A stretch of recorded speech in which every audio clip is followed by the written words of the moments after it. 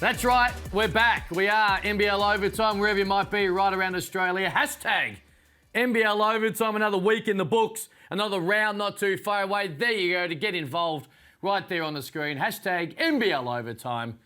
Former MVP, Homicide in the house. How you doing, man? I'm doing fantastic. Yeah, good. Plenty to discuss. We've had this conversation. Let's get into it. Yeah, hang on, before we get any further. We've had this I've asked you this question a lot. I like the jacket. Would it look good on me? Yes, it would. Could I afford it? You're getting money now, Ken. Now we're talking. Maybe next week it might be. You're getting money now.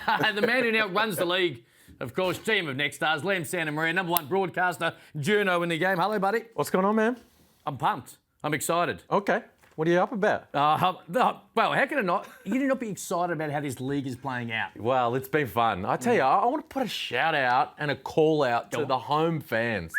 All the fans around the country, you need to take a page out of the Tassie JackJumpers book and get up and about in your arena, because right now road teams are getting the job done, except down in Tassie. Quick yes or no, best home court advantage, Tassie? Yes. Let's get to a team that unfortunately have struggled at home. We've got to start with Melbourne United, of course. Minor premiers last year, championship 2 years ago, a lot of expectation, and last week they needed to bounce back. They had a double-digit lead against the Taipans at home and led up 22 straight for the Taipans. And Sunday, the defending champions came in and bullied them on their home court. A lot of what happened on court has kind of been brushed away by Dean Vickerman's honesty post-game in the presser. Have a look at this. Yeah. I've been open. We're searching for a guy. We haven't found the right guy yet. Any issues with the honesty and transparency from the head coach? Not that part, no. I mean, I think he has been straightforward about that. I mean, obviously the conversations have happened with Jordan Caroline as well, because, you know, he's been really clear about that. I didn't mind that. We last year, when Perth were messing around with the John Brown thing and trying to hide the fact in a kind of way, we were like, just be straight with us, you know, like everyone knows what's going on. You're in the market. So I'm fine with that.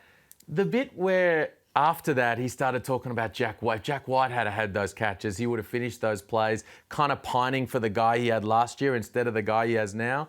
That felt a little on the nose for me. But look, they're in the market. They're trying to swing a change, and he's being straight about it. It reeked of a little bit of frustration, only because I don't think they brought Caroline in to play the Jack White role, because they had Huckporty, and it was kind of a mini enforcer, but I think to expect him to do what Jack White did last year wasn't exactly what they had when they signed him, or at least in their mind. So frustration there, but I like the honesty and transparency, and we want as fans and media analysts to go, we know what's going on. Mm-hmm. And you mentioned it there. They've spoken to the player. The player unfortunately knows the situation he is in. I didn't mind it. Disappointment, frustration, but they've got to get it right. But you, hashtag homicide rant, went off on Instagram, and you've been on this for a little while now.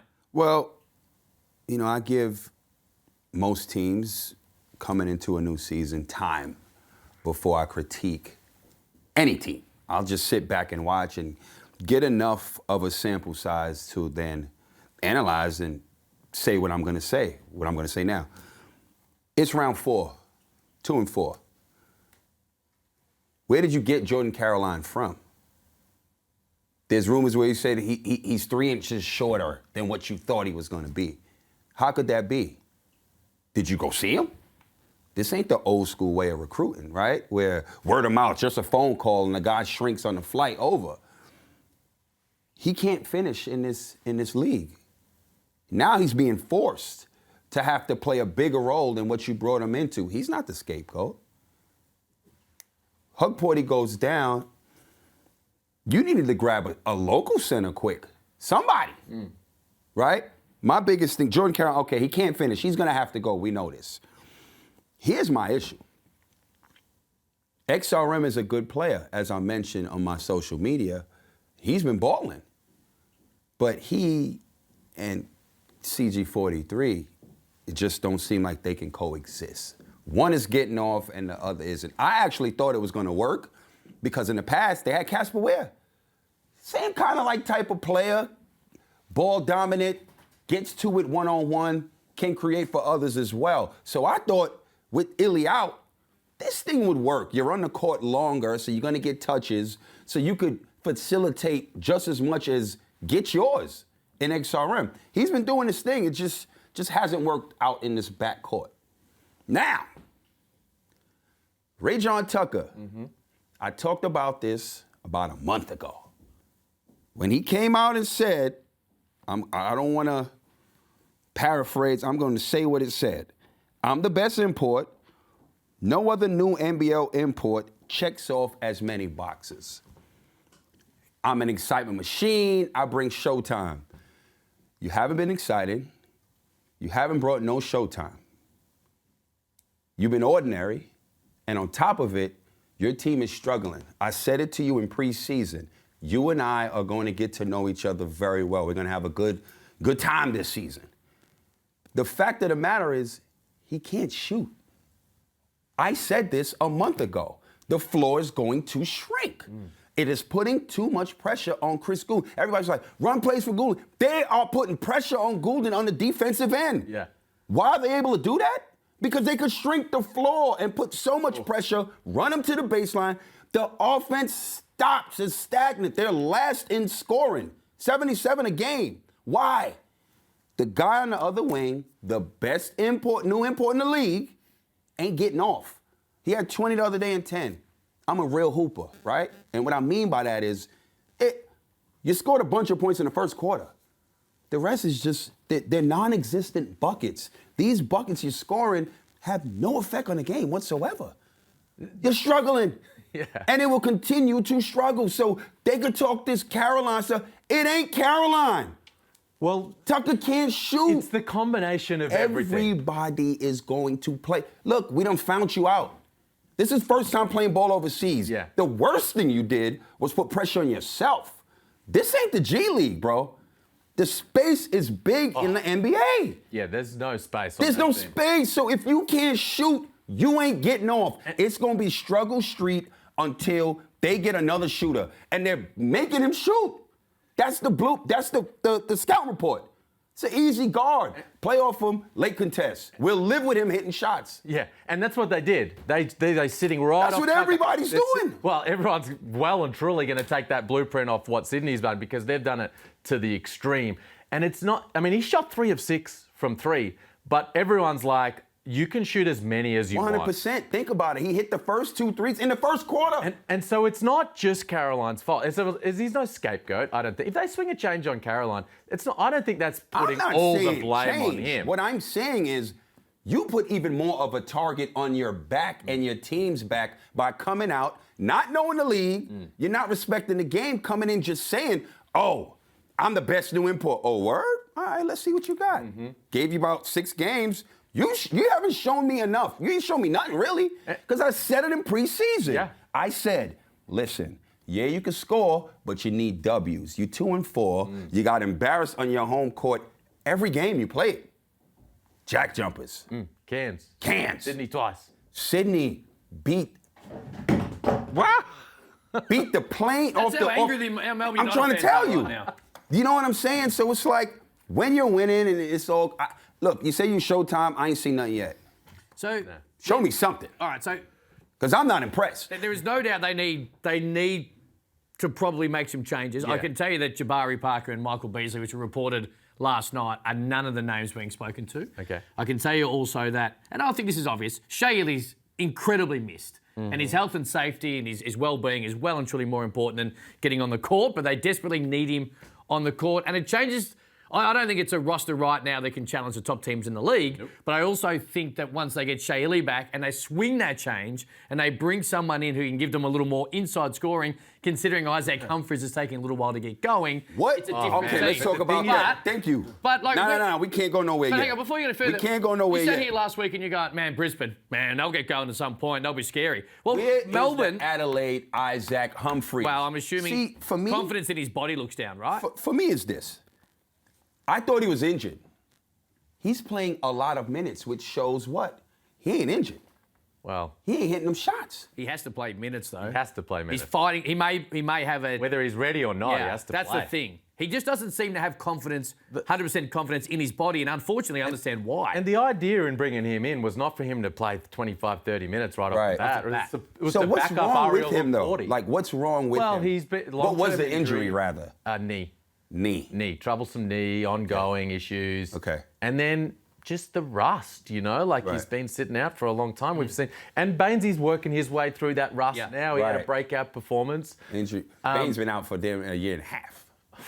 Well, Humphries Longer than that, right? Humphries How about long the was same. Humphries been out? Similar. I mean, Yeah? right from the very start of last season, he was. Okay. Remember, he had the foot injury the year before. He stood on the edge of the court. Right. Look, they've got all kinds of trouble. Right. They need a swing of change. The problem is with that guy they need to replace for Caroline, they need him to do so many things. Yeah. Because you're talking about inside scoring. What they actually need is fix the spacing issues. They need a guy who can come and stretch the floor because it's hard to have Tucker and another guy on the floor who teams are going to sit off because they're already sitting off Isaac Humphries as well. There's no space available, and it makes it hard for Chris Golding and Xavier Raton-Mays. Well, what I was going to say, what you said last week about Brisbane and, top 6, have an opportunity, wildcard games and all the rest of it. Melbourne will be better in the second half of the year. I'll say this about any team. No team can win it from 5th or 6th. It is just too hard in this league to go on an absolute run and get the job done. You don't want to play them in a one-off elimination game. I'm not saying they won't win a semi-final and a Final Four. I just think it's too hard for teams to be able to do that in a quality of league of which we have. Look, their Cairns are up second and half of about, the year New be better. Zealand up and about, Tassie are up and about. Absolutely. You've got Sydney, Perth, Adelaide. That's my point. Not going to be easy to get in there. No, it's not, but there's 6 teams. So Well, he just named 6. Named 6. Well, second half of the year, though. He thinks Brisbane are going to get up My and point roll. is, I think Brisbane going to get up and about. Second half of the year, and they're not the only ones, right? Brisbane's another one. 25% of the season is done already. I know, it's hard to believe, isn't it? Can you believe that already? No, I cannot You believe ain't got that much time. No, again, as well. That's why they're, I'm assuming, working feverishly behind the scenes to try and remedy it. They have a game against Illawarra Saturday night. Is it Illawarra they play Saturday night in Illawarra? Now, Illawarra have been struggling, but Peyton Seaver's going to be in uniform, I assume. It'll be his second game. It will be too. So all of a sudden, they've got to go on the road and beat a team they should expect to beat coming into the season. If they don't, well, hell, my at least. Hey, let's talk about Tasmania. Let's get to Tassie because they have been great. And they found themselves in a little bit of a dicey situation. They hadn't won a game. They had Brisbane a couple of weeks ago at home. Overtime, got it done. Josh Majette wasn't exactly in form. They go to Adelaide, belt them around, and all of a sudden they're the hottest team in the league. It's so fun to watch, and again, I'll put my hand up. I might have underestimated them a little bit. I wasn't certain they could back it up, but my God, did they beat... This could almost be the first time, Liam, they absolutely beat a team down from go to woe and a good team in Perth. Well, they completely whacked them.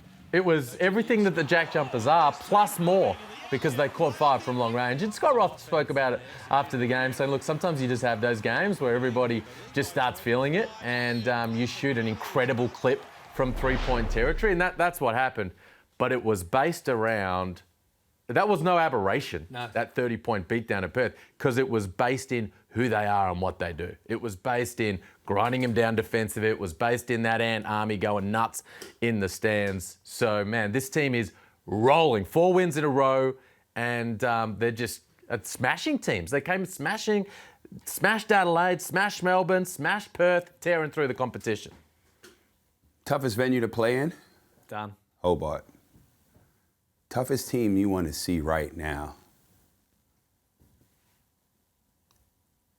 They're in that top 3, right? As far as the toughest teams you want to see right now. You don't want to see Adelaide. You don't want to see Sydney. You don't want to see Tasmania.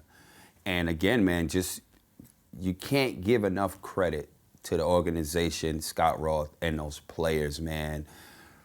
You know, it's just something beautiful to see when you see guys that nobody really wanted to rock with. You know what I'm saying? These are guys, and I mean this in the most respectful way. Teams wouldn't sign these players, or if they did, they wouldn't get playing time on a lot of other teams. That club and the Kansas Taipans. And for them to be balling the way they balling, all they really want is opportunity and a coach to believe in them, and they are delivering. It's a beautiful thing to watch.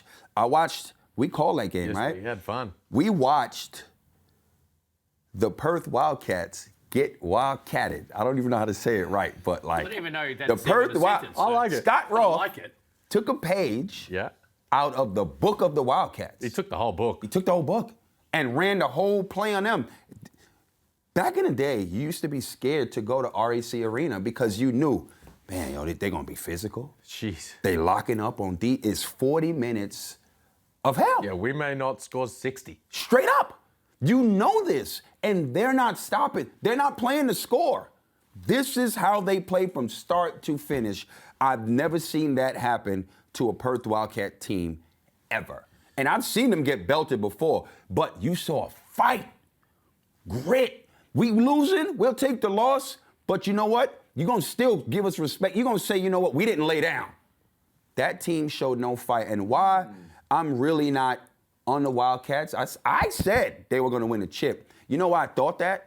I thought that because after being on a roster of a team last season that didn't make finals, you would come in with that chip on your shoulder to show not only are we here to make amends, we're coming to win. I did not see that at all in that game. Not 1 minute. Not 1 minute. It was bad, man. It was really, really bad. It's time you got down to Tasmania, man. You haven't been to a game yet, have you? I haven't been to a game. I got disappointed last time. The flight got canceled. That's I right. I was sad. I felt like crying. Mate, I was sitting in a bar in Hobart waiting for you. It felt like a bad breakup, like a woman broke up with me that I was with. I felt that down. Look, I haven't been around in those situations. Yeah. But he was emotional when I spoke to him when I was sitting in a Hobart bar saying, we man, need to all get down there. I was so you got to get down there. Can we do a show from Tassie? Yeah. I'm down for a show in Tassie. We deserve. Tassie deserves us. If the Tassie fans want us, we deserve them too. Yes, well, we don't deserve them, to be honest, because they're up here, we're down here. True, but true. Yeah. Overtime at Yeah. least. Hashtag NBL Overtime. Tassie fans, should we come see you? Let us know. Hit us up. There's the socials. Quick break. Plenty more on the other side of this.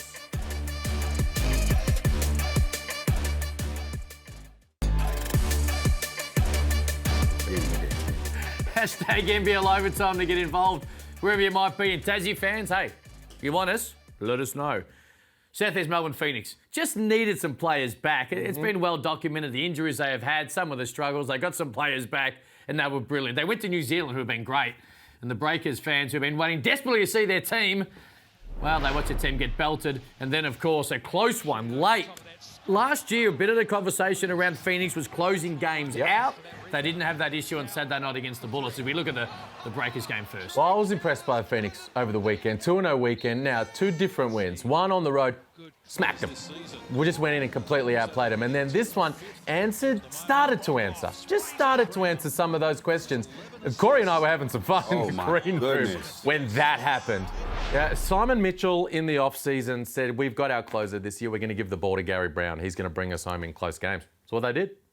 1-4 flat, big play, up to final minute. He waved off the ball screen. He put Tanner Krebs on skates and then he hit a big shot. So the confidence for that whole group will grow as a result of that weekend. Yeah, that was a much-needed confidence booster for the Phoenix.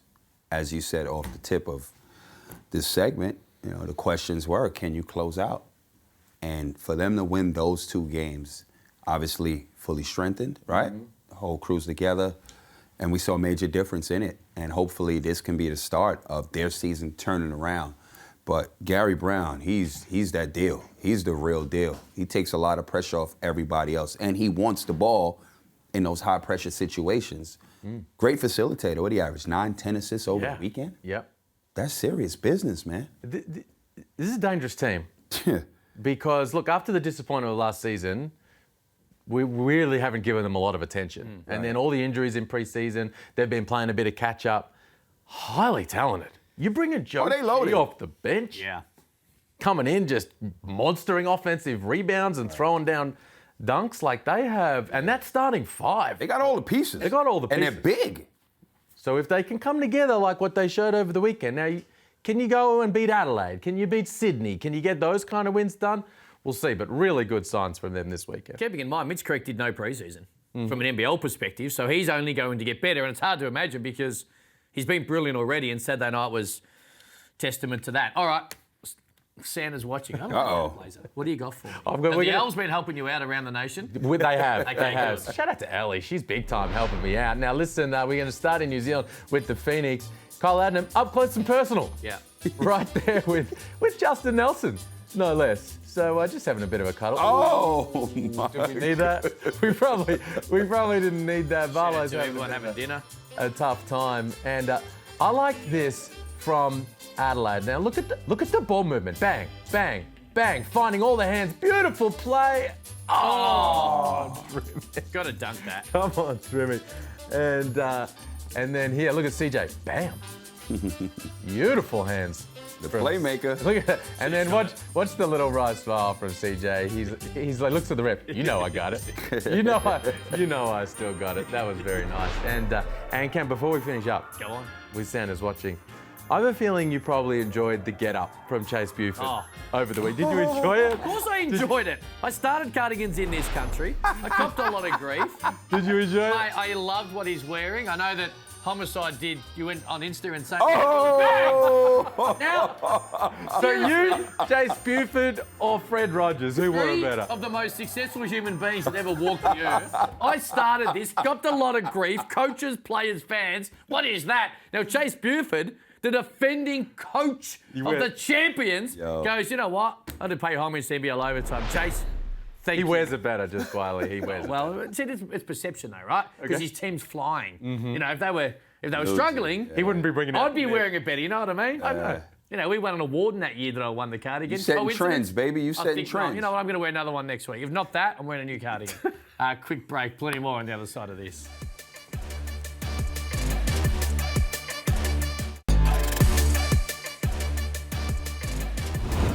Score as well. They just look completely out of sync.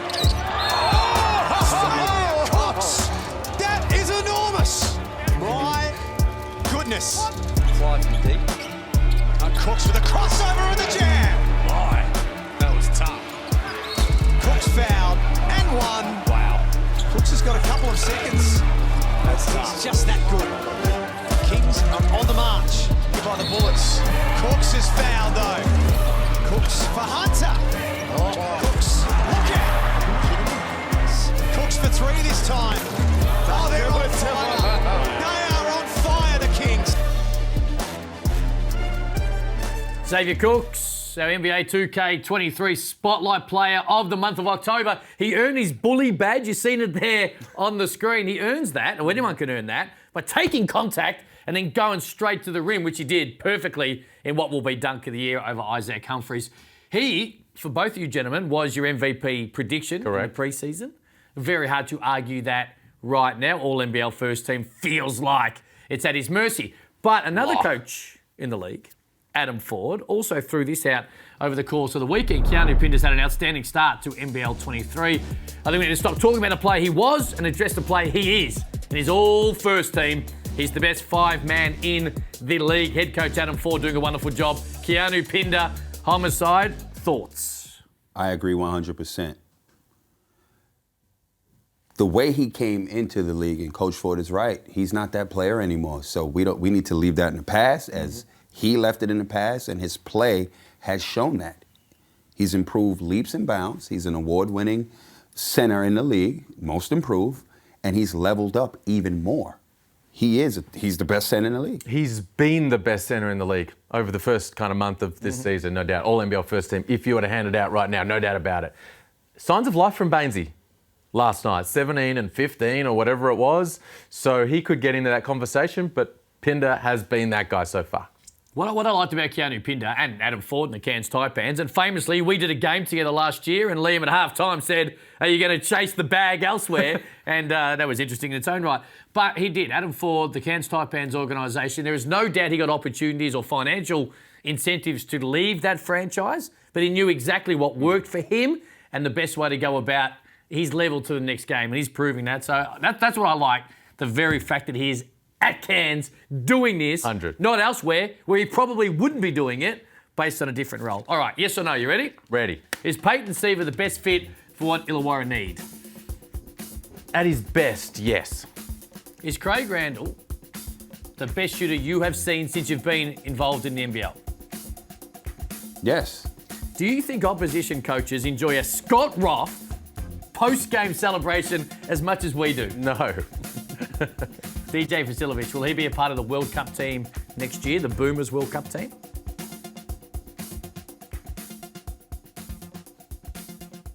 You're going to have to play yourself into that. See ya.